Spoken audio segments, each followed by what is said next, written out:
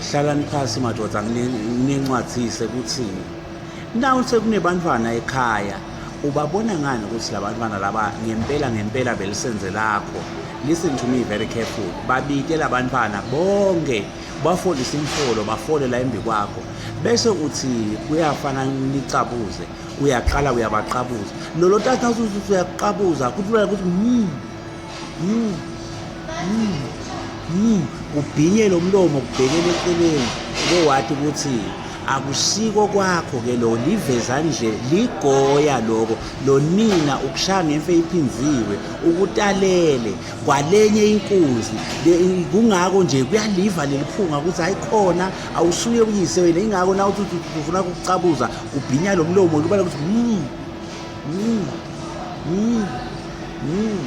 utshengisa wena ukuthi i-DNA lele ngikutshela yona kuyakutshengisa ukuthi awusuye akusiko kwengadi yakho lokho kuqoshe